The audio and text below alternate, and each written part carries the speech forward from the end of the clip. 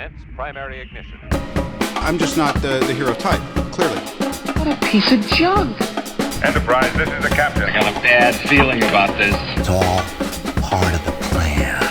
Engage. Welcome back to Podcast 2 for 1. I'm your host, Donovan Thompson, with my co-host, Daniel Wingfield.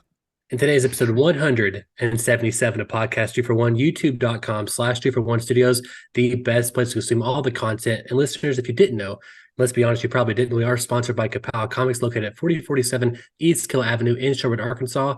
They have comic books, collectibles, graphic novels, and of course, special guest appearances throughout the year. Kapow. Kapow. For all you, there's a hit for all you podcasters out there. If you're on the YouTube, you already figured this out by now. But we have the doctor back in the house. At the title of the podcast, maybe, or the title of the podcast. Who does that, Daniel? You're slightly observant. Dr. Bruce Hutchinson is back with us again to talk Crouching Tiger, Hidden Dragon. I'm very excited to be back. We were just discussing before we started, so been a while. 27 episodes since the last time I've been here, which is just too long. It is. Also, I don't know. My hair might have even been long then, although I think maybe it was short. But that's the first thing I thought, Bruce. I was like, what? Where was Bruce's hair at last time? I mean, literally, right. I thought, was it long or short? I literally was thinking that when we got on the we may the have call. video I've seen evidence. We may have video evidence. We do. We do have video evidence. Yeah, I think earlier in the year, sometime around Valentine's Day, we discussed doing Crouching Tiger, Hidden Dragon. And Bruce, I believe it was your suggestion. And we've taken a long time to get here, but we finally managed to put all the pieces to the puzzle. We had to align all our schedules. We were just all off, being really successfully busy. Yeah. Doing important things for lots of money. Yeah. So, lots of phone calls, lots of cancellations on other people to make this happen. Other successful, busy people know what we mean when we say this. Yeah, exactly. They'll get 100%. So if you don't get it, well, that means you're one of those. So we're talking Crouching Tiger, Hidden Dragon, directed by Ang Lee. I believe it came out in 2000, Bruce, 23 years ago. And I've got a few. I'll say this real quick. I remember when it came out in theaters. I'll never forget this memory. My buddy Matt, which you both know, Matt Mitchell, his dad wanted to go see it so bad, and we went, but we did not want to see it at all. I was 12, and Matt was 13, and we wanted to see Recess, School's Out, the movie. Which is another banger, which is a Disney cartoon that actually takes place in Arkansas, which is a weird fact I learned way later in life. Yes, way later in life. Yeah. But I remember finishing Recess because it's a short cartoon movie, and then having to go in and watch the end of Crouching Tiger in the theater with Mike, having no idea what's happening, no idea as a 12-year-old who wasn't exposed to any type of wushu or wuxia films, what these people are doing flying around with swords. But I remember it left an impression on me. And of course, it was a huge success and Academy Award winning film.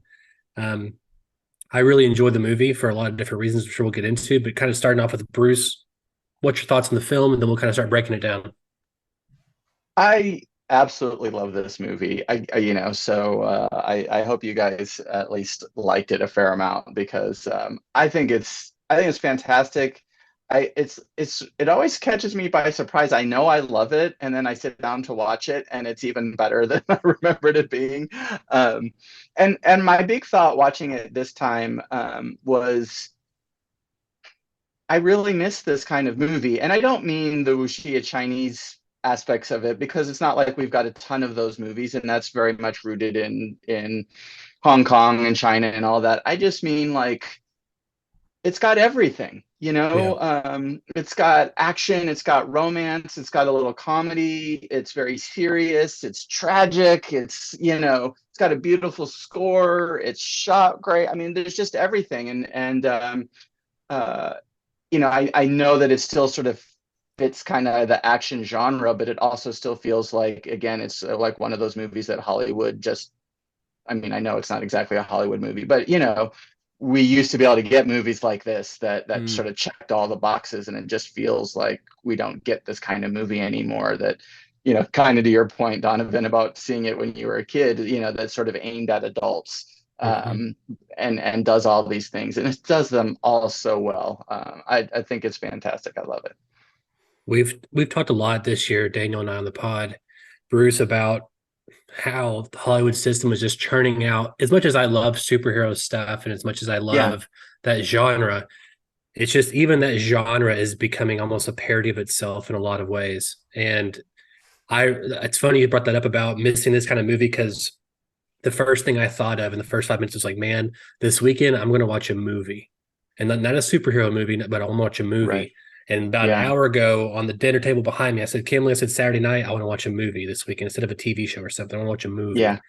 And I say movie because you're right. This movie has, I mean, just even if you don't like certain aspects of it, it's hitting them at a super high level. And me and Daniel say this all the time. I feel like every week we talked about even changing the podcast name to Nerd Therapy, because it's kind of like we're always complaining about how there's no intent anymore behind a lot of these decisions, whether they're visual effects or blocking, or they're making changes last minute. But when you watch a movie like Crouching Tiger, you see from the get-go, like every decision had a thought behind it, and you don't get that end product without that kind of thought beforehand before you start shooting. Yeah. Just to echo that before Daniel jumps back in, obviously I know you're a lover of comic book and superhero movies, but when they become content, like when that's all the studios and the people who own the intellectual property, when that's all it is to them, then it doesn't matter. They're still just churning it all out, whether it's on Disney Plus or in the movie theater or wherever. It just feels like, they're just trying to get eyeballs, and watching a movie like that was made with care, and executed so well it's sad that it feels refreshing in a way. But it is. And not to stop Daniel from hopping in, but we've said a lot this last year about how it's been very painful for me to say the movies aren't what they used to be, and it sucks in a lot of ways. And, the superhero stuff is still superhero stuff, even when they were at their greatest. And I love that genre, but, it still doesn't compete sometimes with like an LA Confidential or a Seven or a Zodiac. When you see those kind of movies, it's like hard to categorize them. You're like, what am I doing? What's happening right now to me? So Daniel, what are your thoughts? So this is probably my first time really intentionally watching this film. Like we were talking before, and it's shown, in the film school we went to. I've seen a lot of clips, especially the fight at the end between Chun-Li and the young girl. I can't recall her name. Jen. Yes. And so this was probably the first time just watching it, to watch it as a story, as a film, other than like analyzing it for class or something. And I was really, really enamored with it. I think, just like you guys said, it's an epic that I feel like we don't get. And at the same time, it feels almost more like, it almost feels like mythological, or like a parable, right? It almost feels like this, like a telling that would be passed down from generation to generation with all these moral like wisdom packed into it, and all these these layers and nuances of like what was going on. And I just think I agree. It was just really nice to watch a movie that reminded me of like the movies that I kind of fell in love with as a kid, I think, and I agree. It is kind of, it's refreshing and sad because of where we are a little bit right now. I have some hope. I feel like maybe we are, even just with like Barbenheimer getting some people remembering what movies used to be and why we really used to love them. And so I definitely echo that. But yeah, just at this movie, I think, at times it's slow. At times it's contemplative, and then at other times it is just full of action, and then at times it goes almost to fantasy. You know what I'm saying? And I think within that, it has these two tragic love stories, where you're kind of ended brokenhearted for everybody, kind of, while also seeing, just the layers of how he got there. So yeah, it's a really complex movie, with so many different characters with different motivations and actions, and even structurally, I feel like it's not quite. It doesn't feel completely like Hollywood formula, right? I mean, like we take 30. Yeah. I mean, we could debate who the protagonist is. I probably is Jin, Yeah. but we don't even really get to her until like an hour into the movie before we really start exploring her character. So anyway, yeah, I really love it. I'm excited to dig into it with you guys. Yeah, I just before we like really get, blow by blow, I think another thing that just really impresses me with this movie is it's a deeply feminist movie. Yes. And it's, to me, is feminist. I don't want to say the right ways because that sort of implies the wrong ways. But again, when you look at like movies now that come out that are trying to be feminist, it feels like they have to check certain boxes and they have to sort of hit a kind of feminism that is like social media friendly and soundbite feminism. You want yeah, exactly. Yeah. And I know people love Barbie, but I kind of felt that way a little bit about Barbie. I mean, I'm glad it was so successful because it was this kind of different movie, but also it was a little bit of soundbite feminism, And here's a movie that even its villain, Jade Fox, is a highly sympathetic figure. I mean, she's a bad person, don't get me wrong, but she's also a person who I think we understand has been deeply wronged by both because she's a woman and because she's a lower class woman. Not only is she we'll get into it, but now she's wronged by the monks at the Wudan temple, but she's also wronged by Jen because Jen is upper class and smarter, or more educated, I guess we should say. So the ways in which it delves into issues with her, issues with Jen, issues with Shulin, all of the women, there are really interesting things going on with them, and they're major parts of the movie. And it just doesn't, it's like it doesn't make a big deal of it. It's just so ingrained into the movie. I mean, it's like anyway, all three women are kind of rejecting the typical role of women in their society in different ways, right? Is it? Well, both, because, right? Shulin's a great example because she both is, I mean, even like her conversations with Jen, and we're jumping ahead already, but, sure. On the one hand, like, she's this independent woman who can do what she wants, but she's also still bound by traditions herself, and right. Her inability to be with what's his name, Lee Mubai.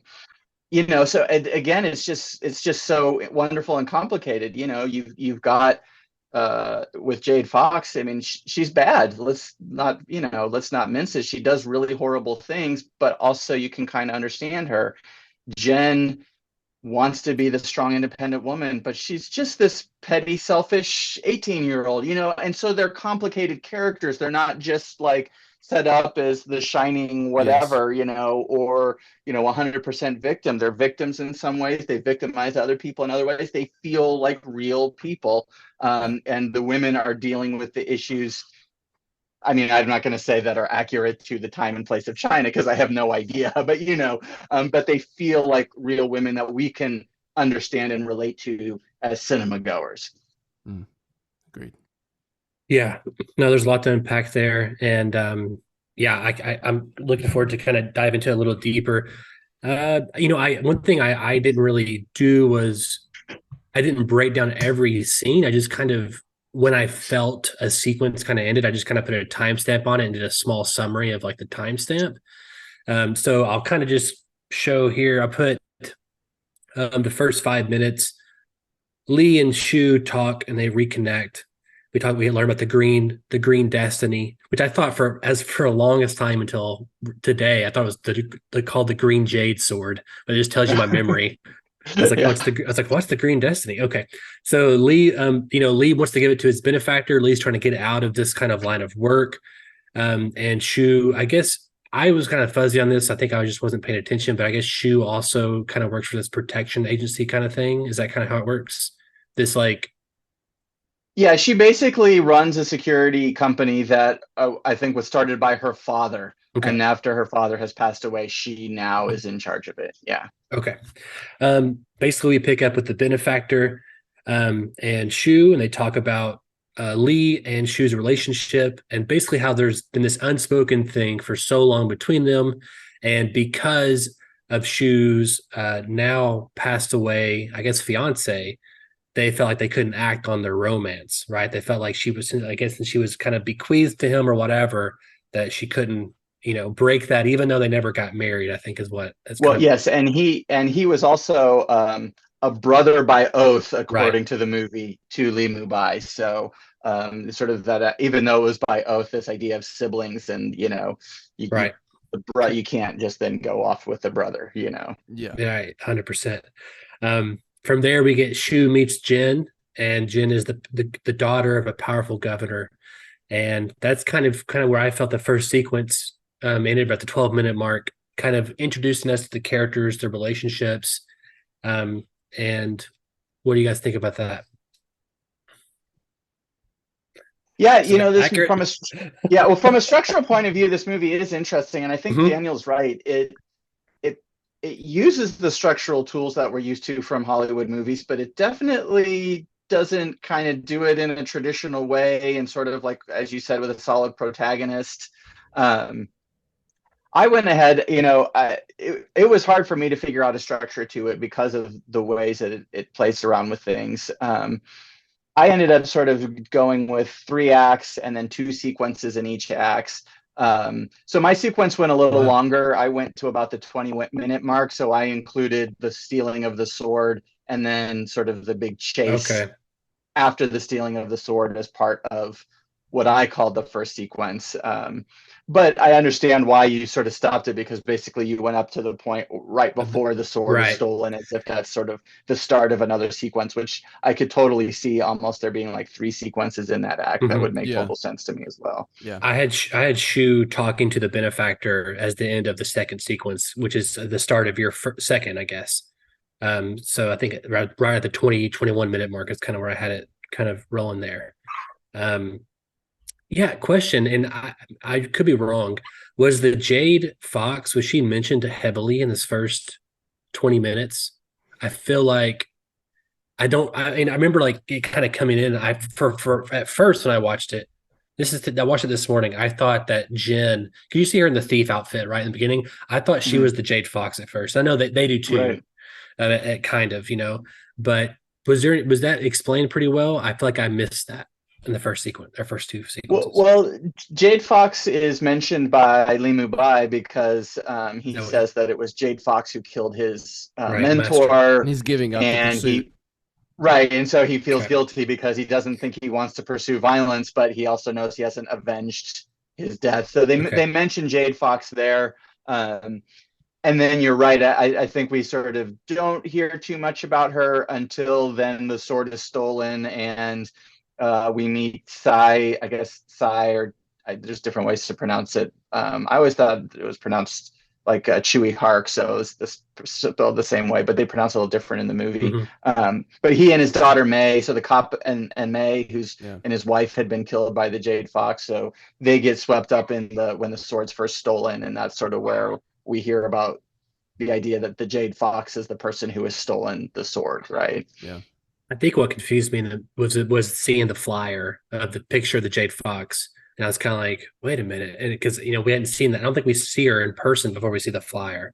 And that's right. And I think it kind of, I don't know why, it just kind of threw me for a loop a little bit. And but we do actually, I think we see her actually before that, before she's identified. Don't we see her with Jin? But before the movies kind of told us who she is. Yes. Okay. Gotcha. I missed that.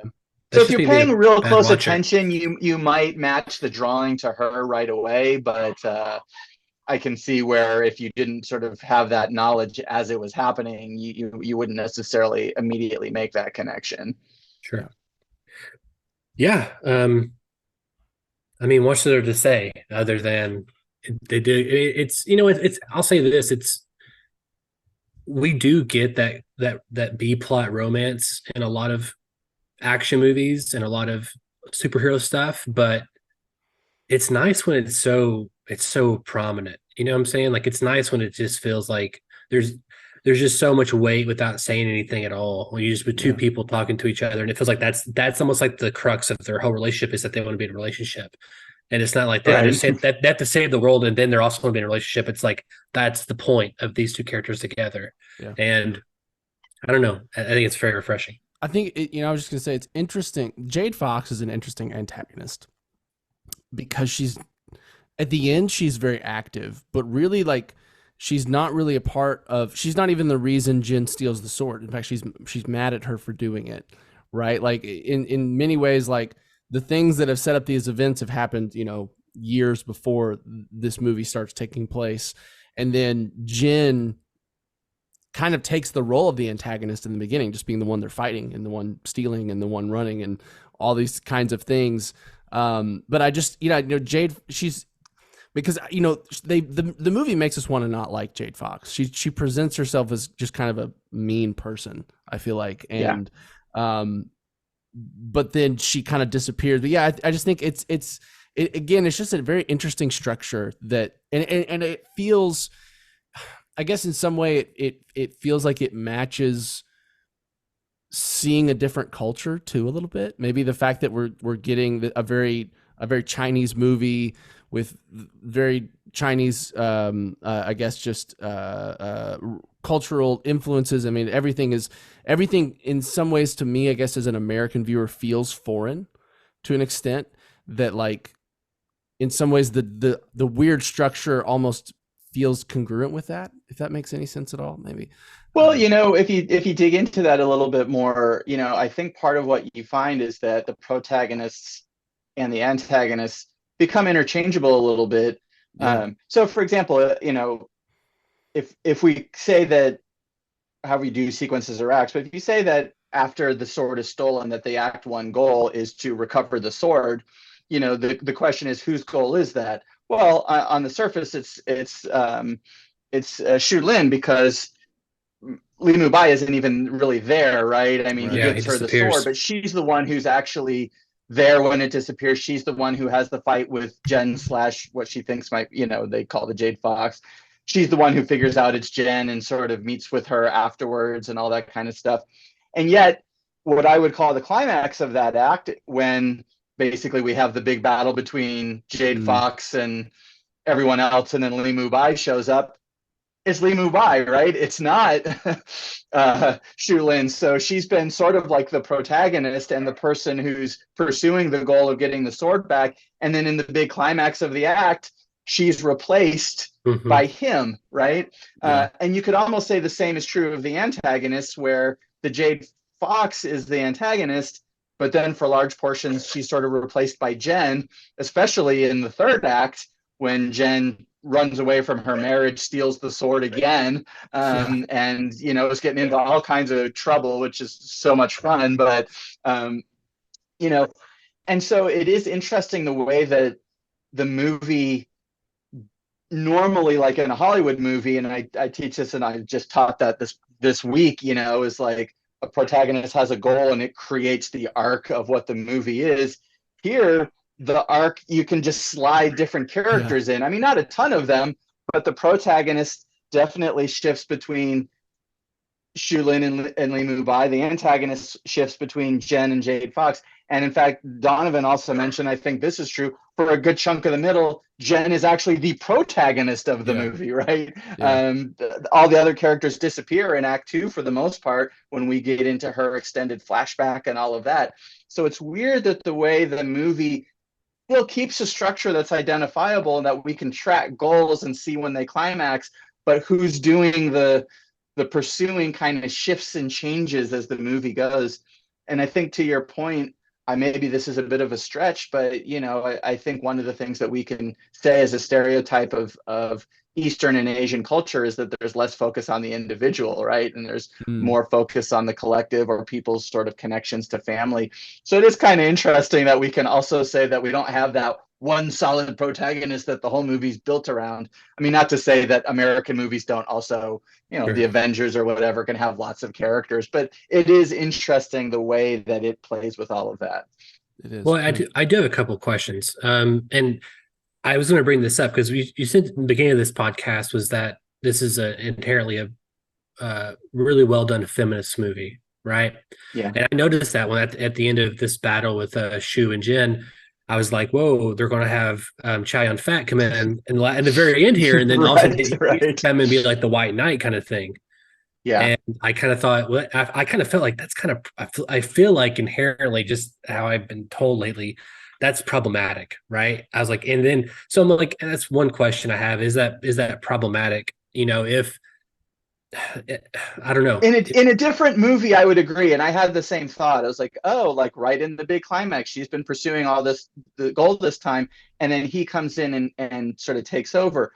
One thing we have to remember is that it's really about the Jade Fox more than it is about the sword, right? I mean, this confrontation that happens at the end of the act is about the police officer and Master Bo confronting who they think is the thief, but really they're confronting the Jade Fox, and they think it's both, but it's really only the Jade Fox. So it kind of makes sense that from a plot perspective that it's Li Mubai who shows up, because it's his enemy, right? It's not her enemy. And I'd also say if the rest of the movie didn't have major fights and a whole bunch of structure built around Lucien and Jen, that it might be more problematic. But I think those characters are incredibly strong and active in their own right. So the fact that happens in that one particular moment, to me anyway, doesn't feel problematic. I'll say this too. You know, Daniel mentioned this thing in the beginning that it's kind of hard to identify who the protagonist is, and that it could be Jen. I think just watching the movie and then looking at my notes, and I was kind of going back and I was like, okay, I can kind of orient the characters based on all what they want from Jen, like what their expectations of Jen are and what they're asking of Jen. And so if you look at it from like, if Jen's the protagonist, she's not changed out in that fight scene, right? That her antagonist is changed out.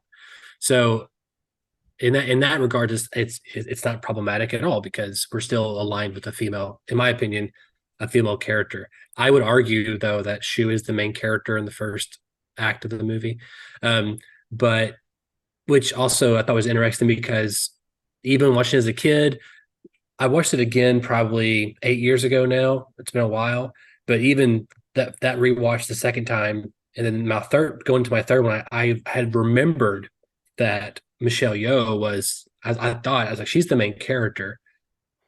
I don't know if she is anymore. Watching it this third time, but anyway, that's just kind of some thoughts I had on it. Yeah. It is super interesting. I also want to point out she gets the first awesome fight scene, right? Her and Jen get the initial fight scene, and it's a fight between two women. It's a fantastic fight. You know, they're both incredibly competent and strong. And it's also funny because to some extent during that fight, and then later in the climax, you know, we also have Master Bo, who seems to be Sir T's like head of security. And he's not a bad guy, but he is the comic relief, and he is a bit of a bumbling fool. He doesn't seem to be able to handle the fights as well, including as most of the other women. And it's also ironic that when he meets the cop and his daughter May, and he finds out that Jade Fox is a woman, he's like, "Oh, I'll take care of it, no problem." And then the cop is like, "Oh, my wife was a great martial artist, and she defeated." You know, and Jade Fox killed her, and I don't think you're going to have too much luck. And of course, he's right. You know, Bo doesn't have any luck. And, you know, Sai Chewy, whatever is how you ever pronounce his name, he gets killed. He seems competent, but he gets killed. So really, other than Li Mubai, all the competent people are women, right? You know, we really have 4 main characters overall, and 3 of them are females, and they're all incredibly good at the things they do. It's very interesting. Even if you think about kind of the leaders were shown, which, you know, Governor Yu, and then what's the other man, Sir T. They both seem so I don't know, inactive and kind of passive, even in their leadership. You know, like you know, Governor or Sir Tay doesn't want to do anything to offend, you know, Governor Yu, and they're all kind of just trying to do things very passively. And then it's like the women who make the big actions that for one, force the plot along or like resolve the things that come up. I think that is interesting. And speaking of Lee Mubai, he's just an interesting character in this whole film because he obviously is in somewhat of a role of a protagonist because he's the best fighter in the movie and he's the one that ends up kind of, being in the final battle. But just as a character, like just his arc because I mean, even in this scene, I think what's interesting to me about it is that, his goals change in this scene from solely wanting to, avenge his master and be done with the Jade Fox and what seems like retire. Like it seems like this was the one thing keeping me from retiring. And I don't know, I think I'm going to retire before I get to it, to, oh wait, I have purpose again a little bit. I found this person that seems worthy enough to uphold kind of my legacy or my master's legacy, which is very against kind of everyone else's reaction to Jin in the film. Everyone else is kind of like, this isn't your place. You're not supposed to do this. You're not supposed to act like this. You're not supposed to be like this. Anyway, yeah, I just find him as a character in this whole movie. Plus just kind of floating in and out. He's in the beginning and then he's in the end. He's just an interesting part of this film, part of the narrative. Yeah, he is interesting. I mean, he is the most sort of fully formed Zen type character. He still has his own struggles, which is great, but he is sort of at his most peaceful, and the way he fights. And I think that's, I guess you could maybe criticize the movie that the women all have these strong combative fights, and when he fights, he's generally fighting with one arm tied behind his back. But also, to that extent, it is Chinese culture of that time, and he is the one who has received the training. So I don't know that that's super problematic, but I do like the way the movie. Movies struggle when characters are too powerful, right? Yeah. And that might be Neo in The Matrix or Superman in a lot of movies, but I think Lee Mubai is handled really well in the sense that he is kind of not all powerful, but clearly the most powerful, and he really can't be defeated by any of the people sort of playing by the rules during the course of the movie. And he has to sort of be ambushed and shot with poison and protecting someone else and doing all these things for, something to break through his defenses. So I do think that he's well handled. I also want to mention Shu Lin because I do think part of what is really great about the movie and what I was mentioning before is the complexity of the female characters. And you had mentioned Governor Yu and Certai, and she, as much as like Jen's always like, oh, you get to be the independent woman, you get to be the adventurer, you get to have this crazy life. Shu Lin is an extraordinarily conservative character. And I don't mean she's conservative in the sense that she follows all of the sort of the mores of her time and won't sort of break against tradition and try to have a relationship with Lee Mubai. But she's also the one who's like, I am solving these problems in such a way to maintain the political peace, right? And so she is all about protecting the current power structures, right? She's not a revolutionary. She's not, she's a security person who works for the man, but she does that in a way where she's still a strong woman. And I think that's really great because to me, that's so realistic, every day. We can look all around us at the women that we know who are strong, powerful women, but still have to navigate the day-to-day realities of their jobs and their families and figure all that out. And so I think she reflects that, and she's super interesting the way that, she basically constantly is shooting Jen down in the first act. Jen's like, oh, I want to worship you and you're the greatest. And it's so romantic. And she's like, nope. None of that. I'm not buying any of it. Yeah. There's a couple things here I want to talk about. One, I just want to give a shout out to, all the cast members, but to Michelle Yeoh here. I think it's interesting because just this last Academy Awards, she won Best Actress for Everything Everywhere All at Once. And I think I know Bruce's opinion on this. I know Daniel's and I opinion on this movie. And it's always interesting when you see a movie or a work that an actor or an actress has done way longer. And I think her acting in this film is far superior than it is Everything Everywhere All at Once. And I think she did a good job in that movie. She does a lot of different range and those kind of things. Yeah. I think it's harder and it's more complex to be subtle. And there's a lot of scenes where there's just talking. And again, the camera movement, the style of the movie, kind of calls for the subtlety, but or subtleness. But I just want to kind of talk about that because I think they all did a fantastic job, but just it's always interesting when it's like Leo, right? You're like, oh, he's gonna win for this, but then he wins for The Revenant. You're like, what? And it's like it partly feels like the Academy is kind of like, here's an Academy Award for your body of work versus the film that you're being nominated for. And obviously there's other actresses, 23 years ago, whatever year that was, 2000 and whatever films were planned. But anyway, I just wanted to do a shout out to the acting. And the other thing I want to say, and this isn't really to you two, this is more to our listeners, and all three of them. One thing I do want to talk about is that when we're talking about these kind of movies and we're talking about is things problematic, whatever, we're saying those things, are they problematic today? Would they be problematic today? Because this movie is 23 years old. And I think so far in the podcast, you could probably say that this movie is a great feminist movie even today. Right. But I just want to say, like, one thing I see a lot in podcasts and in just social media is like this revisionist history or like bashing older work because they don't fit into the standards of today. And we're not doing that. We're just talking about the lens that we have today, right? But we're not bashing the film, I don't think, for being 23 years old. No, I think if anything, what you end up doing is when you look at older films that sort of can be viewed from today's lens and viewed so well, you realize how far ahead of its time it was, Sure. And how good it was. And there are other movies too, from 20, 30 years ago that you might look at and go, oh, wow, that's actually like really feminist, or that really tackled race in a complicated and interesting way.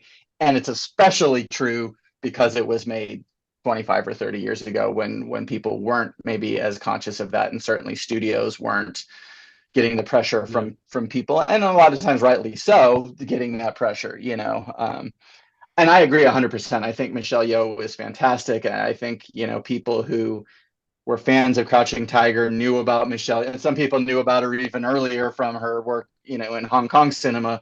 But knew what she was capable of, both as a actor and as a action star. And you mentioned that scene with Surtay when he's like, oh, you need to be hooking up with Lee Mubai and all this, and the way that she handles that scene is so great because like she can't say like, oh yes, I agree with you. So she just is like, she's kind of embarrassed by the whole thing, and she can't really talk back to him because he's also her superior and her employer and a male. And so, but she kind of doesn't like the way he's just like trying to toss off all the tradition.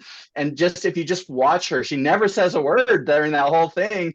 She's just kind of like listening and reacting, and it's fantastic. It's a great example of what you're talking about. She's a great actor with her eyes. I always feel like she is one where just like her eye movements communicate so much. I love her in this film.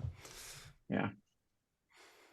So I think I have here at the end of, I put the 30-minute mark, I put Lee returns. I put Jade Fox versus Clan, but that Jade Fox could have been just Jen. I could be confused at the time of writing my notes. I don't remember. 38 minutes in, we have Shu knows the thief is Jen, right? And Lee wants to train Jen in the art of Wudan.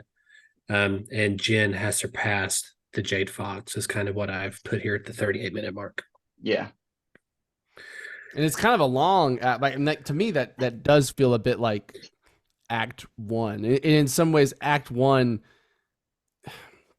of course, the inciting incident is in there, right? That, like, I mean, stealing the sword and finding out who that is. But in some ways, it just feels like Act 1 is there to set up Act 2 which sets up act. It feels different than like a typical act. I guess all movies do that, but it doesn't feel like. I mean, like the events of Act 1 have nothing to do with Act 2 because Act 2 is all in the past. Well, it's really interesting too, and I think that's a nice seg into kind of thinking about the sequences in Act 2 because you're right. So I agree. The 38-minute mark to me feels like the Act 1 climax. It is a slightly long act, but we do kind of have sequence breaks that help out. Whether you put 2 sequences or 3 sequences, I don't think it matters too much. But it's clearly a very climactic, typical in a way first act climax. We got a big fight. Li Mubai fails to get the sword back. He fails to kill the Jade Fox. So all of those things are left open. So if after the inciting incident, the first act goal is to get the sword, then at the end of Act 1, he has failed, right? But then the funny thing is 7 minutes into Act 2, he gets the sword. Yes. Which really throws you off because it's like, okay, so we still have the same goal because he didn't succeed at the end of Act 1, but then he gets it almost immediately, and it sort of throws you off. And that was one of the challenges I had. Was like, well, wait a minute. So what's Act 2 about if he gets the sword back almost immediately? But then, of course, what's funny is at the end of Act 2, and we'll get there in a few minutes, obviously, the sword gets stolen again. So he never really got the sword back, right? He kind of got the sword. I mean, he got the sword back, but it was only temporary. So that goal still ends up, animating the movie later on. But temporarily he has it. And you're right, in having it, the movie then goes off in a completely different direction.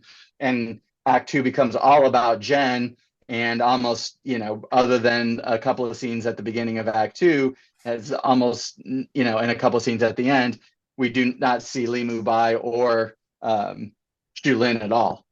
Well, it's interesting. I was just thinking, I mean, does the film, I remember that she has this, Jen has an argument with the Jade Fox after she initially steals the sword. But I'm trying to remember, did they give any strong reason why Jen initially did it other than just to I think because she said it was fun. I think she said right. Is that what it was? Okay. So that it's just an interesting, because again, typically in a movie, the inciting incident is thematically connected to the theme and the rest of the events of the film. And I think it isn't this sword, which kind of acts as like a plot device that, they steal it, they give it back. She steals it again. And then it's still a part of the film later on, but it kind of takes not as much importance later. I don't know. It's just an interesting way to get us into the plot, I think. Yeah. I got 2 things here. One, I think, to me, the sword represents tradition and legacy. And she's the kind of the antithesis of that, right? She doesn't care about tradition or legacy. Yeah. So she doesn't care about the ownership of it, or she steals it from somebody else, or she doesn't earn it, right? And what's interesting is that you kind of see that with her in the first act, and so she has the sword because she doesn't care about it, and then in the second act she doesn't have the sword, but we're also in a flashback sequence, so it doesn't matter if she doesn't have the sword or not. But then when she does, but we're back with her again in the present, and she's back to seeing it from her perspective. She has the sword again, so it's that's interesting to kind of think about, for one. But the other thing to think about is, damn, I forgot what I was going to say. It was so good too. It was the leading thing I went into with that. Damn, it's going to come to you. I know it was very important. It's very important. Well, and maybe I'll comment on what you were saying, and it'll probably come into your mind as I do. But the sword is interesting because it is a little bit of a MacGuffin, but it also does play a role more thematically. It's not like they need the sword for anything, right? It's not like, Li Mubai needs the sword in order to, he doesn't even need it to beat the Jade Fox. He's that good. It doesn't really matter. But for him, the sword is about violence, right? And the sword is about what keeps him from being with Xu, because as long as the sword is there, he is pursuing other things, even to the point where they almost have an argument about Jen, right? Later on, and whether he should mentor her or not. And, he can't really put the sword down if he's going to mentor her. And then you're right, for her, it becomes a symbol of her rebellion, because at first you're right, it's just about a lark. It's like the typical teenage thing. It's like she steals it to prove that she can, doesn't really need it. And then you're right, in the middle of the movie, doesn't matter that she doesn't have it because we're in the past. But then the first thing she does is she steals it because it seems pretty clear that for her to see herself as an independent woman who doesn't have to do the things that society wants her to do, she can only be that way with the sword, right? Without the sword. And the great moment where we really see that almost desperation is when we have the wonderful bamboo fight, and Li Mu Bai, or she says, I will go with you and train with you if you can take this in 3 moves. He takes it in what seems to be 1, and then it's like, kneel, and then she won't, and then he's like, well, then you don't understand the sword, and he throws it, and she basically freaks out, right? I mean, she just dives off the cliff afterwards because the sword has become so wrapped up in her identity, or her new identity, right, outside of all of this tradition. And of course, it shouldn't be that way. And I think at the end of the movie, everyone acknowledges that. I mean, not literally, but it's understood. But absolutely, it plays such a big part in how she sees herself. Right. Yeah. Well, I'm glad you intervened, Bruce, because I remembered what my second thing was. So all that 100% was great, and I'm looking forward to diving into the bamboo fight and the aftermath of that. But my question was this to both of you: is there other movie that kind of does this, where we have like a MacGuffin or a goal, and then it goes away and it comes back at the end? The only thing or strong examples I can think of are movies where it happens in a much condensed time frame, typically in the second or third act. And it's like, say you get the killer, and the killer you think is dead or not, or they're in prison, but they break out and you got to stop the killer again. Right. So it's like the goal is, you think you figured it out, and it comes back in this pretty identical way. Are there any movies that's more closer to this, where it's like such a long gap? I can't think of one off the top of my head, and certainly already, just in seeing that the combination of Shu Lin and Li Mu Bai sort of combined to be the protagonist of Act 1, and then basically disappear and are replaced by a different character as the protagonist of Act 2, is already highly unusual.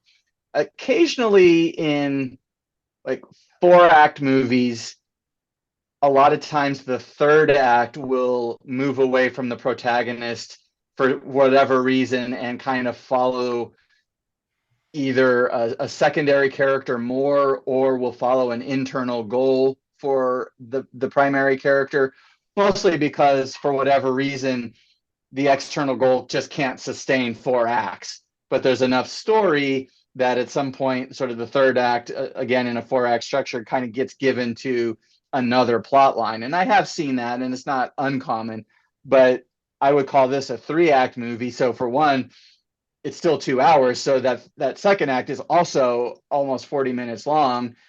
And to not only have it be carried by another character, but to lose the characters who had been the protagonists, and they're only in like the first 5 and the last 5 minutes of the act. I can't think of another movie where I've seen that happen. But it works. I mean, I don't think that there's I wouldn't want to argue like, oh, well, they broke convention, that's a problem, this screws up the movie. And I think it's also kind of to toot the horn of the way that we talk about movies, and like the way that I teach them in film school and stuff, is that when we talk about these things like protagonists and act goals and stuff, it's not so much saying it has to be one way, but you see that there's these fundamental things that define how movies go. And then you see someone trying something new, like, okay, I'm going to put in a new protagonist in the middle of Act 2 and see what happens.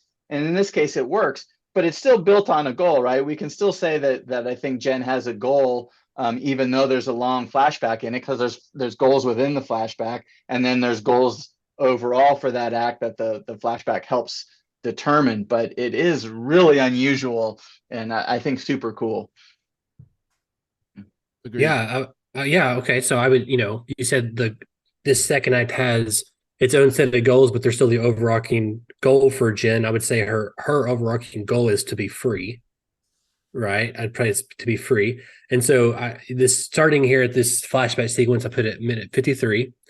Jen recalls meeting her lover Lo in the desert, who she fell in love with whilst traveling. I think Lo is the leader of a group of bandits, and he attacks. And he attacks this group. I think he attacks her posse, correct? Yeah. And he steals her comb. And it's not, the whole chase sequence, all these things. It's not about the comb, right? She says she wants the comb back, but what she really wants is to be free and to go on an adventure and to pursue, just to pursue. It could have been anything. It could have been anything, not a comb, and she would have done the same thing, I think. So I think it's super interesting is that we're getting. This is, I don't know. Correct me if I'm wrong, but I kind of felt like she already had this ambition of being free and being constrained before meeting Lo, and then meeting Lo kind of opened that up and opened up even more, right? And it's just kind of giving us this flashback sequence is giving us context for her goal, but it didn't create her goal; it just given her context for her goal. Yeah, it's super interesting because, like, from a chronological point of view, the first time we meet Jen chronologically is right before she's attacked by Lo's group of bandits. So we know almost nothing about her, but because we have seen her in the future in Act 1 and know about her desire for freedom and independence, when she chases after Lo, we're able to see it within that lens and that context, right? And then the clever thing about it is it's almost like a weird time travel thing, because our information about the future helps us understand and make better sense of what's happening in the past, but also the flashback and showing us the past helps us understand who she is in the future, or I guess in the movie's present, Yeah. So I think that is super clever the way that works. I think it's also clever because I would agree with you. Her overall goal, I think, for the movie is to be free. I would say, though, that her goal in Act 2 is to figure out the path, to figure out the right path, right? Yeah. Because part of being freedom is sort of like having freedom is like, what's the balance between freedom and responsibility, and that's sort of what Shu Lin is always arguing. And so, she steals this sword, and then at the end of Act 1, she discovers that in stealing the sword, it's caused the Jade Fox to kill somebody, right? And that's not something that she feels good about. And I think that's part of the motivation for why she then returns the sword. And then we have this flashback where we kind of see, sort of these competing interests, and we get to know her a little bit, and we get all this information.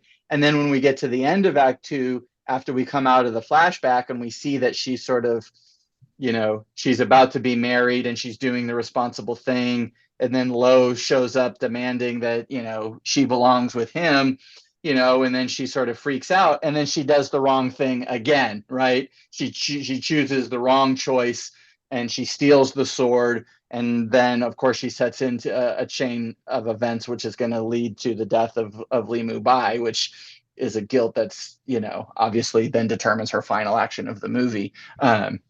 So it is interesting the way that she tries to figure out how she can be free and what that means, right? Is it okay to, what's okay to do in order to be free? How much can you hurt people? How much can you step out of your role?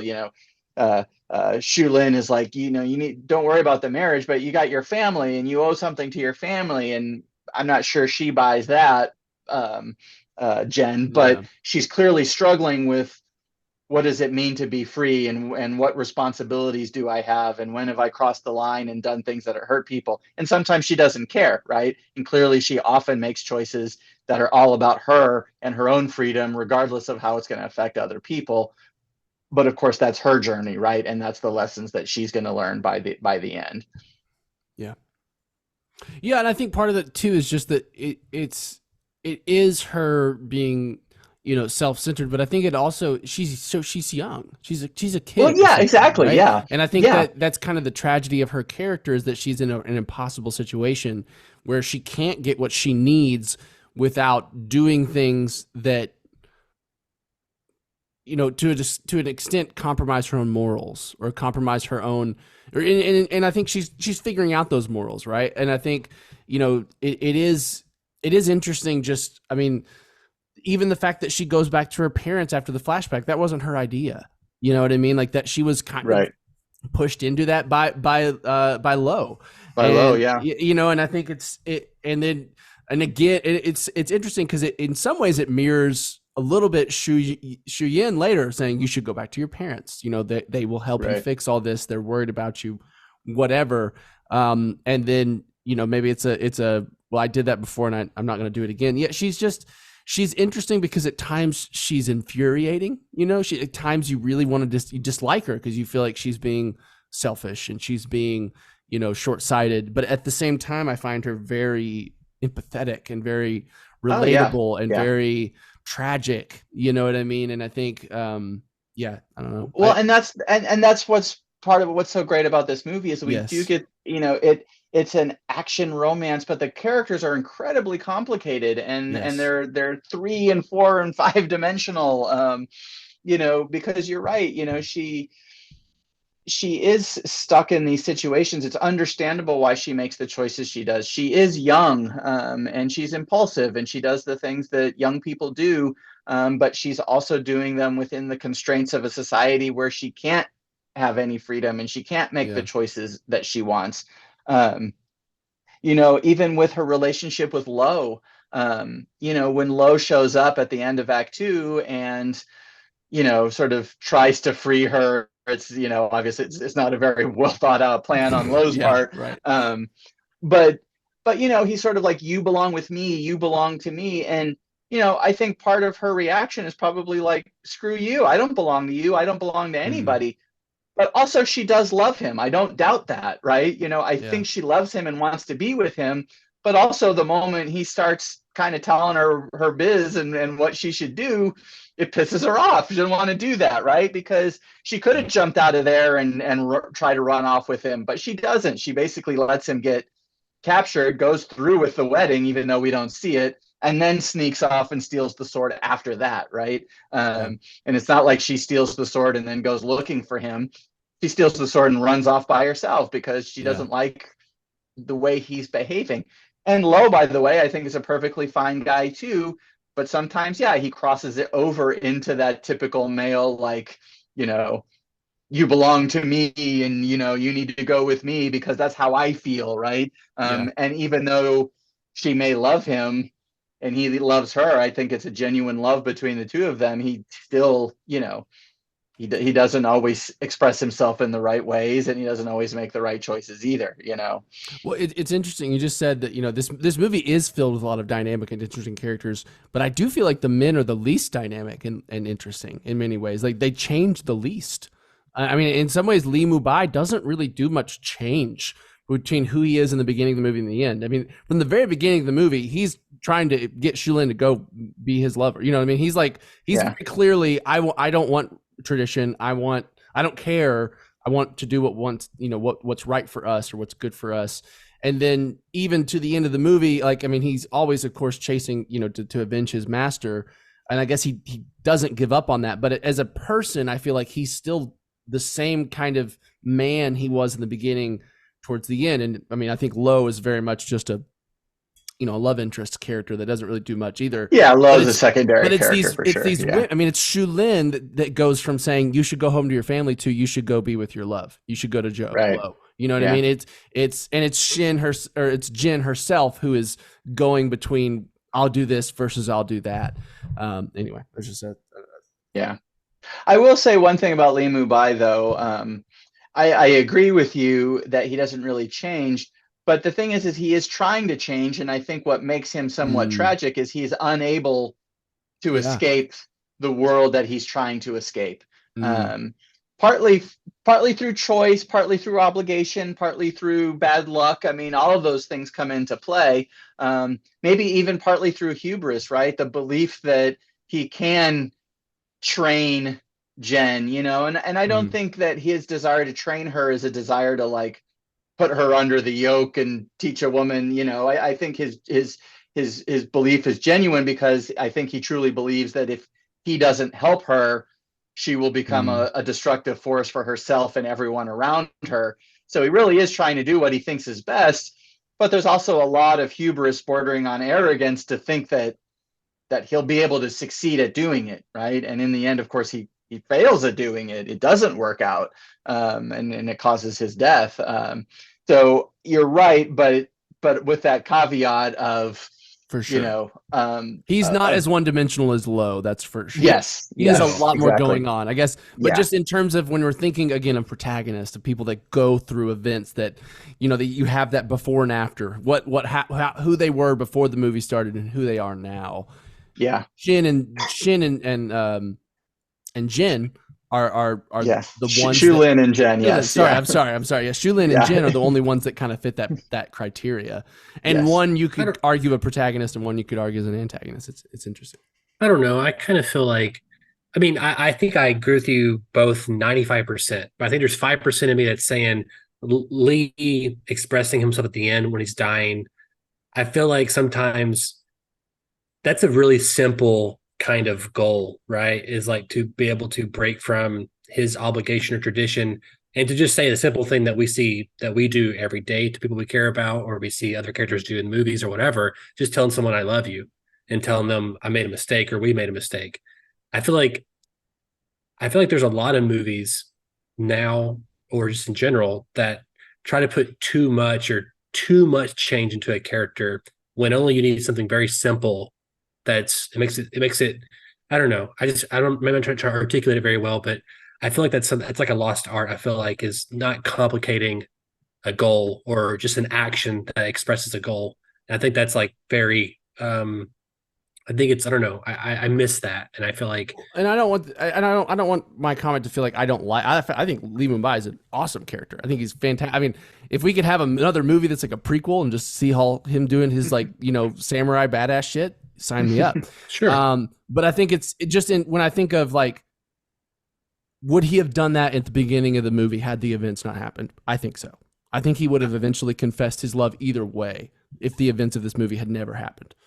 And in fact, he was kind of trying to, without saying the words. It is tricky, you know, because he does, you know, after the sword's been stolen in Act 1, and he shows up and they have this conversation, and he seems to be grilling her a little bit, you know, like, are you keeping an eye on the compound? Did you do this? Did you do that? And then she seems upset for a second. It's like, oh, you misunderstand me. I didn't even come here because of the sword. I'm not that worried about the sword. Yeah. And then she says, well, why did you come here? And he's like, yeah, right. You invited me? I thought something was going to happen. So that would argue, to Daniel's point, that maybe he would have said that. But I also agree with Donovan. I do think that the changes are subtle. You know, even Shu Lin, I mean, I think Daniel is saying, like, well, Shu Lin changes, but really she just changes from saying you should go to your family to you should go to Wudan Mountain, right? So that's not exactly a huge change in her either. Well, it's saying you should reject tradition and go for what you want, right? Yeah, but the other person, right? Sure. She's not really, that's a small change to admit that someone else should do that. It's a change, but she's not doing that for herself, partly because she's lost the opportunity, right? She's robbed. The person she would have done it with is gone, but you don't get the sense, you know, I get the sense that not, you know, that she is going to stay largely the same, but maybe she's more sympathetic to Jen's point of view. And like you said, so I guess what I'm saying is, in that sense, I agree with Donovan that some of the changes that characters go through are small, but they're still very meaningful, right? Yeah, and I think I'm ultimately just trying to express that, I don't know, there's an art to that, you know, of like figuring out how big of a change, and then also can a whole 2-hour movie hinge on how big or small a change is, and it's really complex. But anyway, so I think we are at the right about 70. I want to ask one thing before we get to the end of Act 2 and start of Act 3. And I know we've got to watch the clock, but during the whole flashback and the whole situation with Jen and Lowe, there is a moment that falls into an old sexist stereotype of movies, and I'm curious. I was torn on how I thought about it, and that is the whole like the man and woman are fighting and struggling, and then suddenly they're kissing, and their attraction has been playing out through sort of a physical violence, but really it was like a sign of attraction, Right. and they're sort of wrestling on the floor, and then next thing you know, they're kissing. And I was curious what you guys thought of that moment, and whether it sort of fit that. It reminds me of like Blade Runner. Blade Runner is criticized for that moment where Deckard kind of smashes Rachel up against the wall and kisses her. I mean, that in a way feels more violent, but it's similar to that. I was wondering what you guys thought about that moment. To me, it works because I felt like their whole meeting, the whole fight, to me, that felt like a flirty fight. And maybe that's just me reading into it. But like, especially from Lowe's point of view, he was very much like enjoying it. He wasn't upset with her. He wasn't trying to kill her. He wasn't rageful. Right. His intentions were pretty clear the entire time. Right? Yeah. I mean, yeah, he flirts with her by taking the comb, and you know what I mean? Exactly. And I think it's interesting because like you could say that like, yeah, she didn't like necessarily like be like, oh, that's a cute boy, I'll go fight him. I'm not sure that's what went through her head, but like at the same time, you could feel, and maybe the movie felt like it was showing her noticing him in a not threatening way, if that makes sense, or in a way that he was interesting to her too. And I guess I feel like if that had never happened and it was never like this kind of their equals to some extent in this fighting kind of way, and to some extent, if in that moment that happens, if she just really didn't want to do this, she could probably just take care of him. You know what I mean? And like, if she didn't want it to turn into lovemaking, she's a good enough fighter to make it not turn into lovemaking, if that makes sense. That's the only reason it doesn't just completely. It's funny, when you were saying this, I was thinking of a different moment. I was thinking of the moment where she rides back to the group and they're all like starting to be like, oh, we're gonna come get her, and he's like, no, she's mine. He like kind of claims her, as this like, I don't know, a spoil of war or something. Anyway, yeah. So to me, I see it, and I think anytime something happens like that, there's always just a little bit of like caution, maybe, or just like interesting. But I guess because of how they began their relationship, it works for me a bit better. It doesn't feel as gross. Okay. I think I'll say this. I know that I would never attempt to write it. I'd never attempt to direct it or try to execute it. Because it would just be very complex and dangerous. But I'll say there's just something that movies do where it's like characters have more or better understanding than people do in real life. And it's like, it's already a fantasy just by nature of being a movie, just by nature of what it is. I did feel a little, this is interesting, because I think the first thing he does is when he's like on top of her, he puts his hand down her pants, right? No type of consent, nothing like that. I don't know if it's sort of down the front, but he certainly, he kind of, yes. It becomes a sensual/sexual movement for sure. Yeah. Yeah. I don't know. I don't have a super strong answer for it. Obviously, I think I agree with Daniel, the fact that if she could handle herself, and I don't know. I don't have a good answer.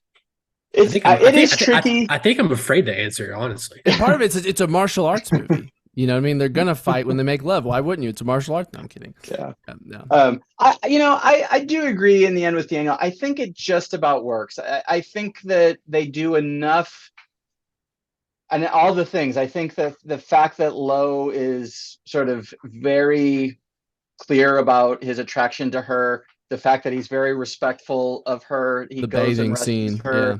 He sets the bathing scene where he says, I'm going to be outside singing, so you know exactly where I am. I'm basically trying to be as honorable about all of this as I can possibly be. And then, the even it's super subtle, but even the way that like the sort of role starts where it seems like that they're going to fight, and then they kind of roll more into lovemaking.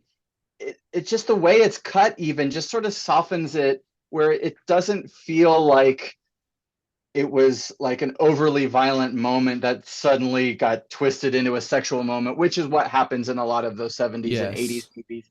And to Donovan's point about contextualizing time and stuff, even then those moments were always a little gross. Like, it's not like even for the time, I think there are a lot of us were like, oh, why do we have to keep seeing that? And I think this movie everything is nuanced and clever and subtle enough that I think that they pull it off in a way that works. But it is a tricky moment for sure. And I think that's a big difference. Is it's not like Lo is mad at her at this moment and trying to be violent towards her to control her or something. You know what I mean? It feels like, you know, they're wrestling. It feels like he's doing something kind of intentionally trying to flirt with her, intentionally trying to be romantic with her, and not this like, I'm mad at you and I'm acting on that, and then all of a sudden I'm caught up in the emotion and we just start making love, you know, because, you know, it came out of this that's Blade Runner. Yeah, it came out of this compulsive violent thing that I couldn't stop myself from doing, and then I just went with it into love. You know, it's not that. It's they're having a very controlled conversation. I'm trying to remember the specifics of it, but I feel like he's even kind of like poking at her verbally right before that. I can't recall specifics, but remind me, does she stab him and then? Yes, she does. They have sex. Okay, that does actually happen. Was he bleeding on her when he was on top of her? I think he was. I mean, probably. He snaps it off. I mean, blood does come out of his thing. You see the blood coming down. I could have swore blood was coming on her chest when he was on top of her. I could have swore I remember that, but I don't remember that part. But yeah.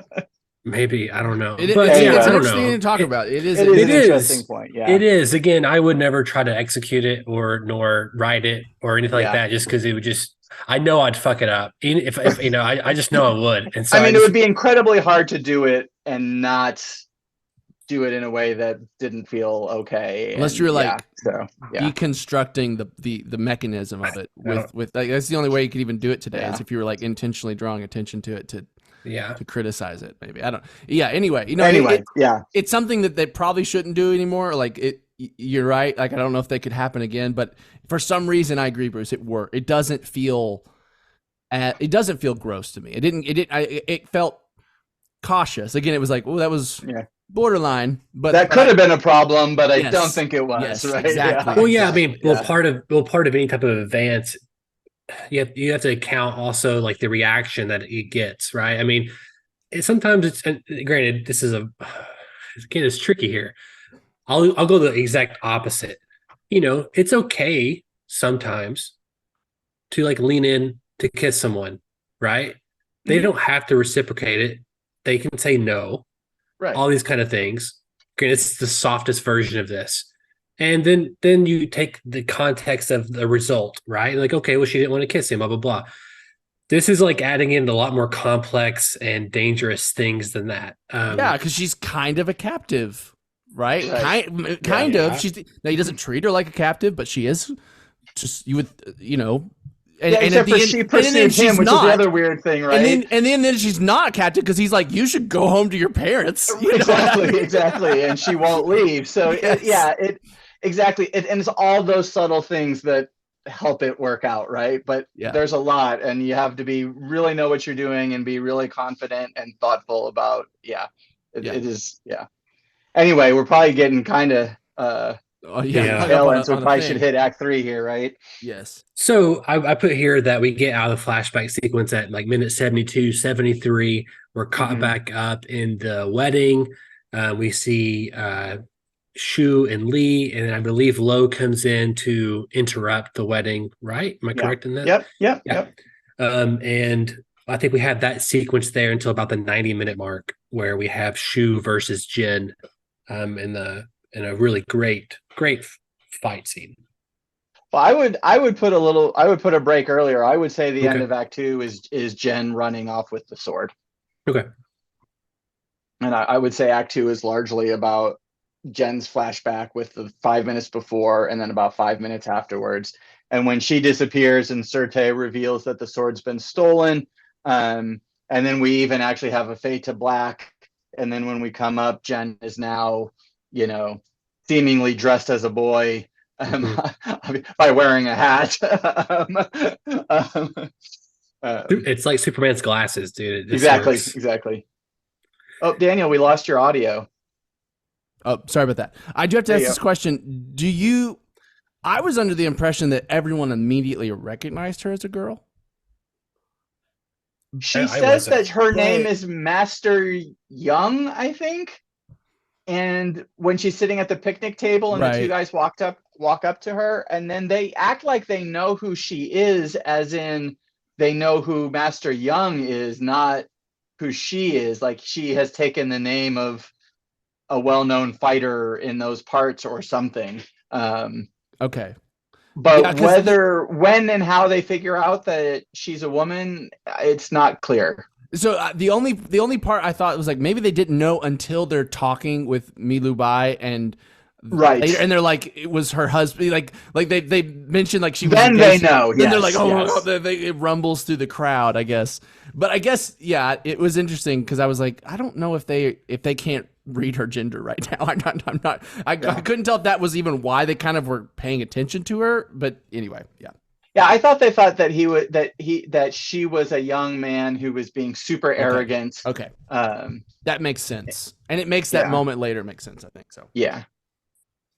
And now it looks like, oh, Donovan, are you frozen? Or are you just not moving at all? Wow, that was amazing. I being very still. That was really well, good. I did it on purpose. No, I was trying to find a specific line of dialogue that stuck with me while you guys were talking. I was listening though.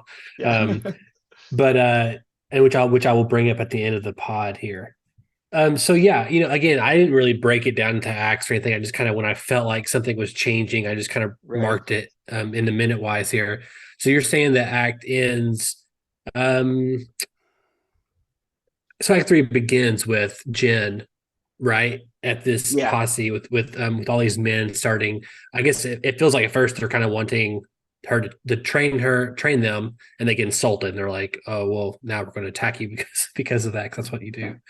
I will say it is very. Yeah. I love this sequence of her just going around and Oh, insulting yeah. people and then just whooping their ass. Yeah, it is so much fun. It is. Yeah. It's so great. And again, I suppose it almost comes off as a sexist joke, but that moment when you talk about when the Gao guy is super beat up and he's like, Yes. what's her problem with who My did she name, think yes, I was? yeah, Yeah, it's like, yeah. her husband, and then they're like, oh, now I get it. Right? It's actually it's just played It's so very well. funny. Like it's just so well executed. Yeah. No, that's great. That was really good. Yeah, I mean, we can talk about it real quick, I guess. But this goes back to intent and planning, and the fight scenes are amazing, right? I mean, Yes.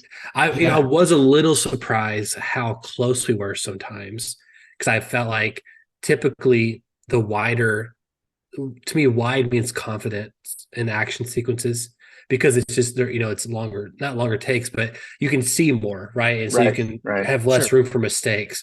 So I was kind of surprised that we were as close as we were. It was kind of, again, my memory was a little off on it.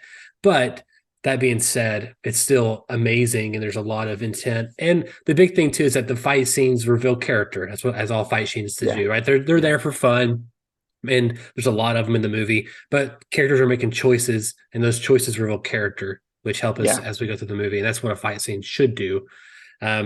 So yeah, we get to, I think, the 98-minute mark here, which is that Jade Fox saves Jen after fight with Lee.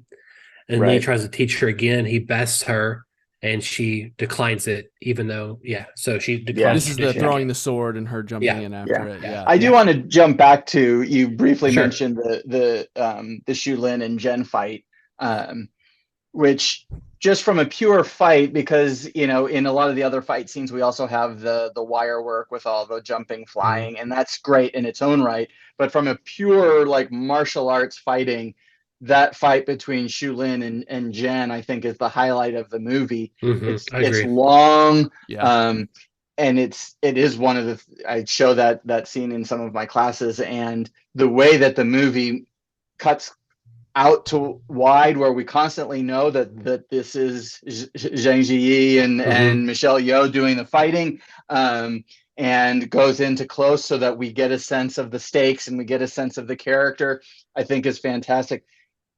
Michelle Yeoh uses half a dozen different weapons and shows an absolute mastery of them, both as an actor and stunt person, and then of course her character. So that tells us all that.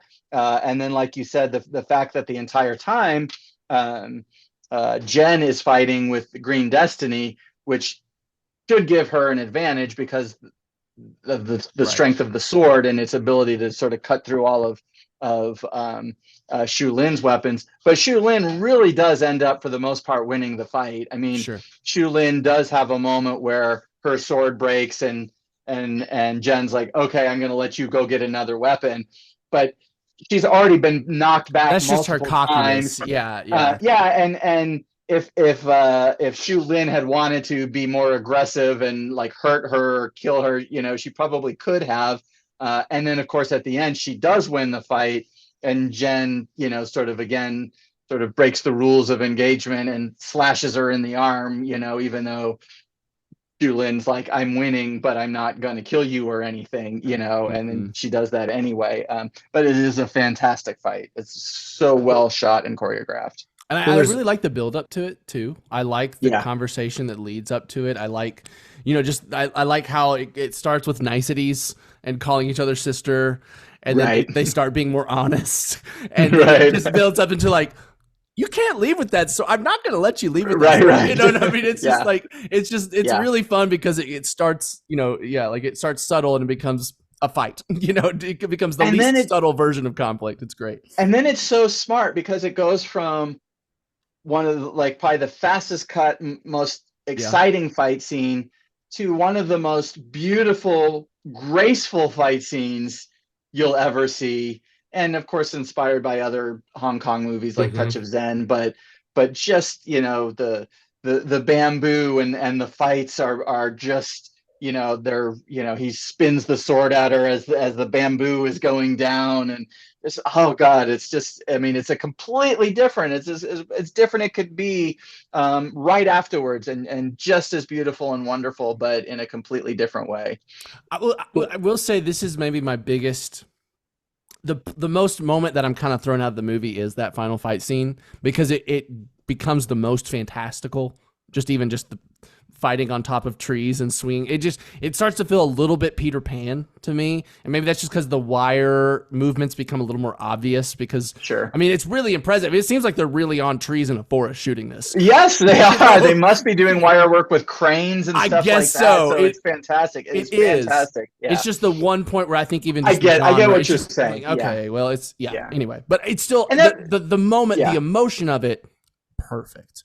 I just think it's that one point where you're like, maybe if they just slipped like a little CGI in there, like from wide, just one shot would do. But of course, that is also part of the. I think that was the right move on their end. I mean, there's, and this is me complaining as a modern moviegoer. Well, well, if they didn't CGI, it would have been fucking awful. They would have got the whole you would have thing you do wrong. it where you don't tell. It's so super wide, and you just. But it's tradition. It is harking back to these other movies as well. It has a meta relevance that's kind of beyond the movie. Yeah. I mean, Daniel, you've seen the first 20 minutes of Indiana Jones Dial of Destiny, and you've seen the shot where 35, Indiana Jones, right. So, but you've seen the shot where he's like in a wide shot where he's running, he gets on a train and he runs. Oh, yeah. It's like a wide shot, and it's a digital double running, and you're like, what? And you're like, why couldn't anyone did it bad? So. Well, yeah, I'm kidding. I agree. It's a $300 movie. It shouldn't have been CGI. I'm sorry, I offended the movie gods. You should have by saying that there should have been CGI in an Ang Lee film. Well, two things. One is that both fights also represent the characters, right? So Lee's fight, he's super confident. He's not angry in the fight. I don't think he's controlling the whole situation, and that is represented in the movement, the motion of the wind and the control of the trees, and just the way the fluidity of it, right? It's a great example of a dance. And so they're all dances, but the other one is, of course, Shun's fight, and she's coming at the fight pissed off, right? They just got off the thing, so it's more chaotic. One thing I do want to commend the movie also is that most movies or any of the movie would have been like, we would make some arbitrary reason as to why Shu gets 7 different weapons. They're going from location to location, or she's doing this or that, whatever. But what's great about this movie is that it's baked into the narrative of that she's got the jade sword, and that it's, right. and, you know what I'm saying? Like that is, even though it feels, you know, like an easy solution or whatever, but I think that's something that's also inherently clever about the movie, that uses that information to give us that kind of flavor in that fight scene. Again, most movies would have been like, oh, Stallone's out of his ammo. Nothing is happening narrative. I'm going to grab a grenade Right. launcher, right? Right. Again, right. I love that kind of stuff, but the movie should be commended for using the narrative to progress the fight. Yeah. I agree. And there is something interesting about the sword. I haven't completely pieced together, but even the line where like Shulin is like, you would be nothing without that sword. There's something, and maybe I'm reaching too deep in here and it's not actually here, but there's something interesting because it's like, well, she's doing something she's not supposed to be doing. In taking that sword, she is stepping into a man role. Only men are allowed to wield those swords or become masters that would be, qualified to wield such swords. So there is something interesting about, like, to some degree, Shin's correct, right? I'm sorry, Shulin is correct. I'm combining her names every time. Yeah. She's correct. Like, she wouldn't have gotten this far without the sword. But at the same time, if she'd just been born a man, she may have just been in line to receive it and been this, with the same abilities. I don't know. Right. There's something interesting there because again, the sword is a MacGuffin, but there is some symbolism there. Yeah. Anyway, Definitely. Well, and you also just have to just from a very plot perspective point of view, Shulin is older, wiser, more experienced fighter. Right. And you have to sort of find ways to make it feel like a fair fight, but also make it feel like and the whole point of the movie in terms of sort of the youth versus, the master, and that Shulin should feel like she's more in control. But you also got to feel like it's a fair fight, but you also got to feel like Jen's got a good chance, and all of that is perfectly balanced with all of those factors you're talking about. Yeah. Well, let's get to the end. We get to the end. Yeah. We're getting close here. So at the 105-minute mark, Lee is poisoned after he finally avenges his master, killing the Jade Fox in his spinning sword move, which is pretty. I forgot that happened. I was like, when it happened, I was like, well, that's sweet as hell. Yeah. how he kills her. I was really impressed by that because it was so fantastical and so neat. And from there, of course, Jin is tasked with getting the medicine for the poison. She goes off to do that. We get our moment between Shu and Lee, where Lee finally confesses his love for her. And then we're treated with the end of the movie, right? So, I mean, one thing, we are doing a disservice kind of not talking about the Jade Fox the whole movie, because she's got her own complex, interesting things going on. We kind of touched upon at the beginning of the podcast, but we are kind of getting low on time here. But I kind of want to bounce into the ending here. So Jin goes to Wudan and finds is it Wudan, right? The mountains of Wudan. Wudang. I said Wudan. Yeah, Wudang. Wudan's the martial art, I think, that they're learning. So goes to the mountains to be with Lo. And then she, just like we learned at the end of the flashback, she decides to jump off the mountain. And there's 2 different versions here. Of course, there's one, is she jumping to her death, or is she jumping and going to survive like the legend, right? I think it kind of reminds me a little bit of Inception here, is that does the totem, is it spinning or not spinning at the end? It's like, well, it doesn't matter. Leo has made a choice. Same here, right? Does she Either die? Way, she's free. Is it metaphorical? Either way, she's free, right? Yeah. I'm curious as to what you think, you guys happen. But before we answer that, I kind of want to talk about real quick. I have a list here of all the things that what the characters wanted from Jin, right? So her parents wanted her to be married off to improve her father's relationships, the father's reputation. The Jade Fox wanted to train her in Kung Fu, but also wanted her knowledge and her her level of class and wanted, but one, Jen didn't want to be married, right? She did not want a master, even from the Jade Fox. Li Mu wants to control her and be her master, right? He wants to, kind of guide her in a different direction. And Yushu wants her to be with Lo at the end, right? She wants her to be whatever. And she rejects and Lo wants her to be with him. Yeah. And Lo wants her to be with him. So she rejects all these people in various ways throughout the whole movie. At the very end, decides, I just want to be free. Yeah, I mean, it's a very the only point. Go ahead. No, finish. I was just going to say, if I remember correctly, I'll just disagree slightly in that Shulin actually says that she says the last thing she says to Jen is, no matter what happens, promise me you'll be true to yourself. So I think she is the one person who wants her to want what she wants, right? I mean, she says go to Jan and go find Lo, but I think that's the next step. Once you've done that, then you decide what you want. And so I think it makes sense that those two, I mean, they have the sort of final moment together, this most, and then I think that makes sense. You're right. I totally forgot about that. This ending to me is it's very Romeo and Juliet. It's very Shakespearean. It's very much like no one is happy in the end. I mean, that's how I read it. I mean, to me, I read her ending as dying. She doesn't look happy when she's making love to Lo. She's crying. And to me, it felt like her feeling like she's in an impossible situation. Like her conscience won't let her just run off and forget everything and be with Lo because she can't help but know what the impact that she's already done on everything else. Like to me, it felt like her saying, I can't figure it out, so I'm not going to figure it out. Essentially, well, this is out.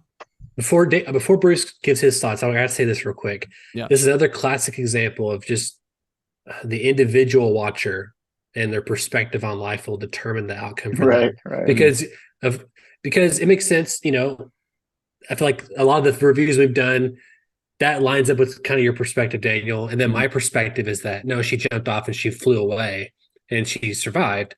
Kind of like was it Raising Arizona that had different endings also, like perspectives, or was it the Truman Show? I can't remember which one it was. But I think she jumped off and survived and floated away, inherently just because that's just, the nature of what these people can do also. They can't, in this world. To me, were they flying or were they just jumping long? I mean, I kind of interpret it as like, these are just liberal interpretations of really like athletic, like martial arts masters. I'll quote Woody from Toy Story. They're falling with style.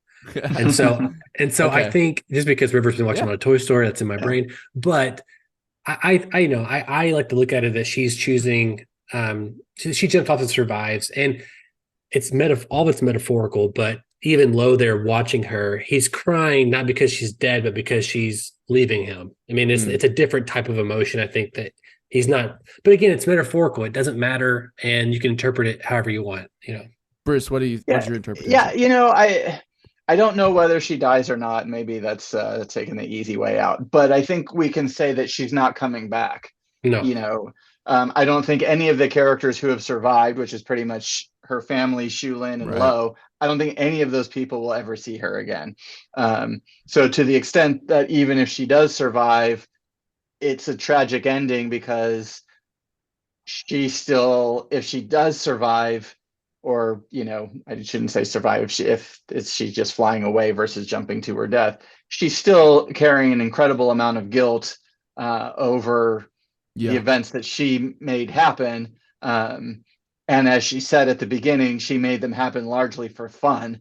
And it's resulted in the death of this great warrior and the destruction of this beautiful relationship, and shame brought to her family name.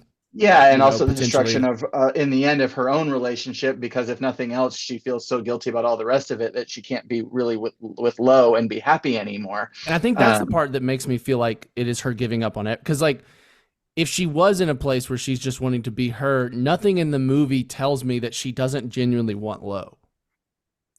Lo seems to be a genuine love interest. Even just his lifestyle is so incongruent with what she wants. She wants to be free. She wants to live in the wilds and have no one to tell her what to do, and does whatever she wants and kind of live this I've got no rules, I've got no authority. And Lo is that. He represents that in so many ways to her.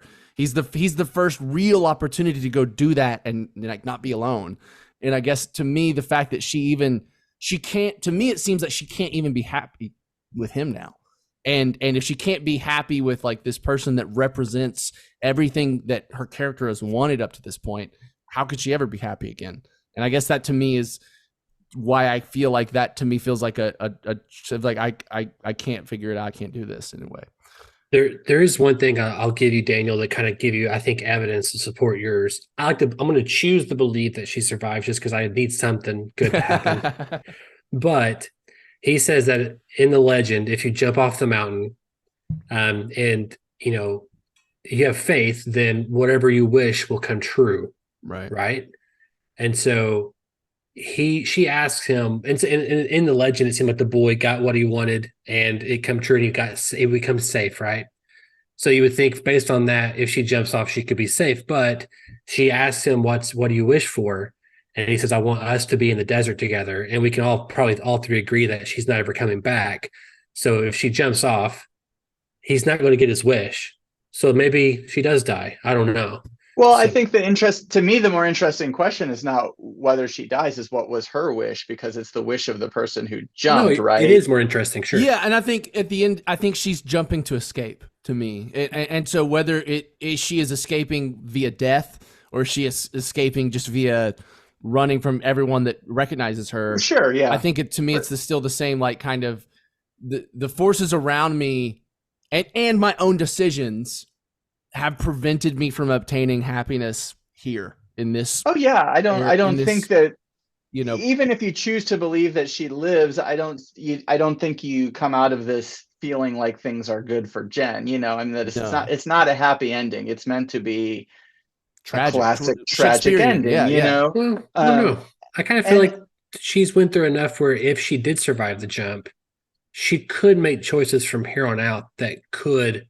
Oh yeah, I agree. Yeah, I'm not saying down the road. I mean, because it's a coming of age story for her. I mean, she's done these things in her youth, and now she's going to have the rest of her life to come to terms with those things and hopefully grow beyond them if she survives. So I'm not saying she can't find peace down the road, right, but she's not going to find peace today. Right? And in terms of like what her goals were during this story, she doesn't get them to an extent. I mean, it feels like she doesn't find happiness, at least at this point in her life. Well, I think her goal again maybe is she to be finds free. freedom. She finds one kind of freedom, but then she loses it, and because she doesn't have an emotional freedom, right? Because I think she's going to be trapped by these feelings. So she's traded one kind of freedom for another kind of freedom, and that's the price that she's paid. I like to think that if she has a wish that could come true when she jumps off, that she wishes for Li Mubai to be alive still. Whether that will actually happen and what that means, I don't know. But damn, making a better movie. Wow, man, there is a sequel, but I don't think Chow Yun-fat's in it though. He's not. It's not good, and it's so sad. But Ang Lee did not direct this, correct? He didn't direct the Ang Lee. Highly. Netflix. It's a Netflix movie, yeah, I believe.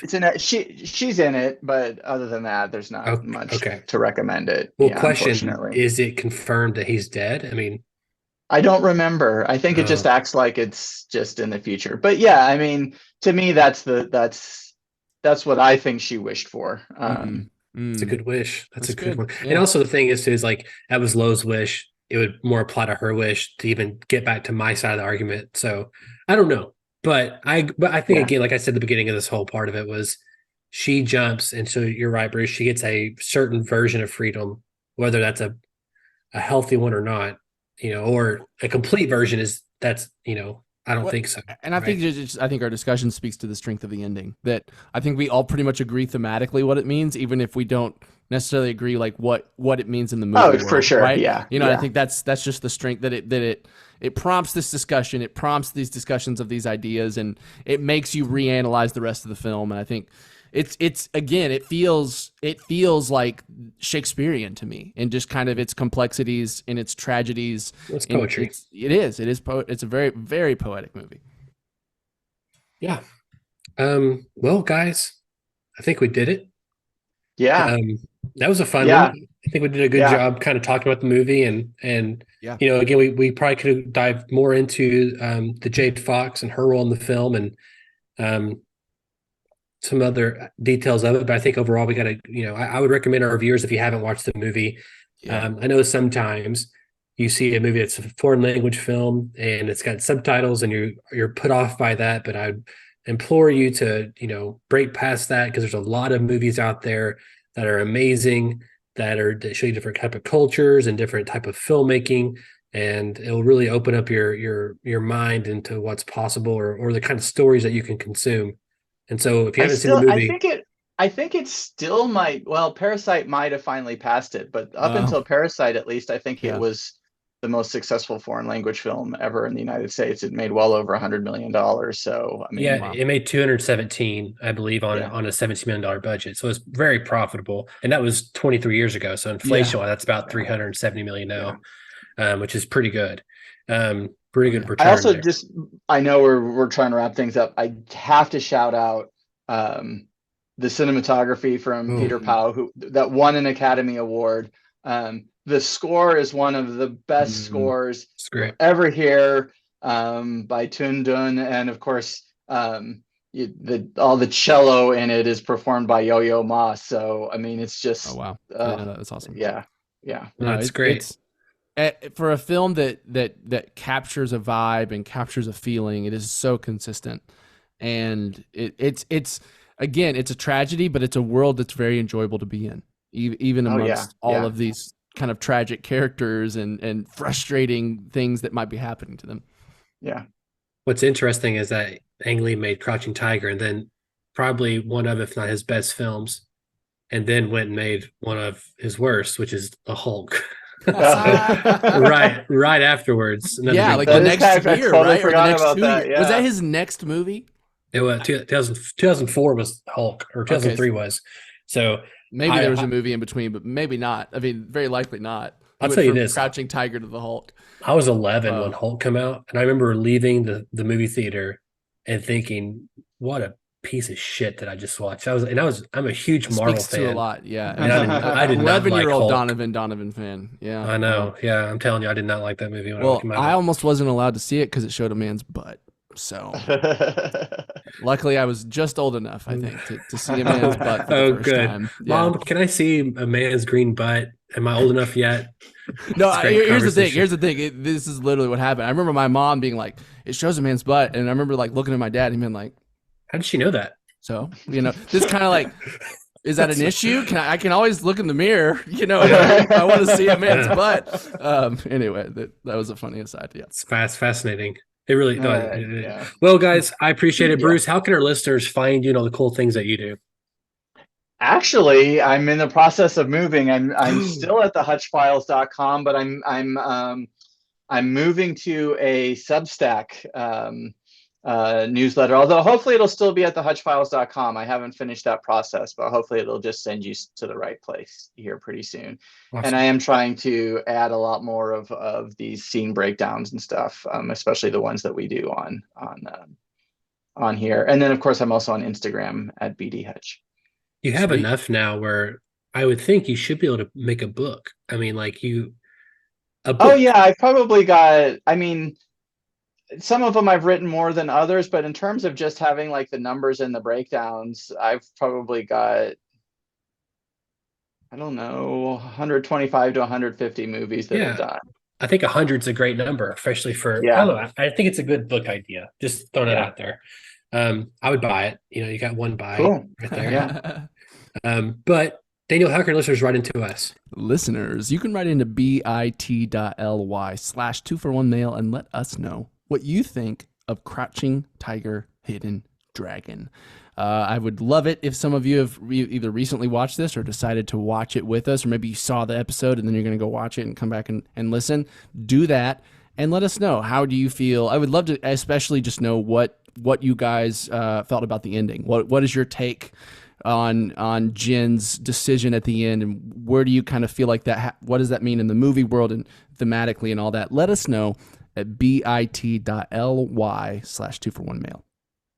And if you can't hit us up at our Bitly, you can always find us in the comment section below. Again, youtube.com/2for1 Studios, the best place to consume all of our content. Dr. Bruce Hutchinson, it doesn't feel like a year ago, but this is our first year back in the studio, so to speak.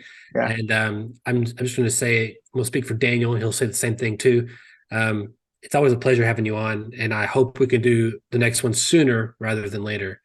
And we're going to figure out this week when we're doing the next one. Yes, absolutely. I love doing these. I love watching the movie, thinking about it for the podcast. I love doing the podcast and hanging out with you guys. So well, I'm always down to do it. It is Super very awesome. flattering. Yeah. The only one I know I want to do is the Batman, but when part 2 comes out, so in 2025. So we have a lot of time to fill between now and 2025. That's the only one I have on the docket. Interesting. Yeah, no, I would like to do that one for sure. I think that I would be too. an interesting one to I do too. Analyze structurally. Yep, it's got problems. Anyway, all right. Anyway, we did it. My name is Donovan Thompson. I'm Daniel Wingfield. And I'm Bruce Hutchinson. And we have spoken.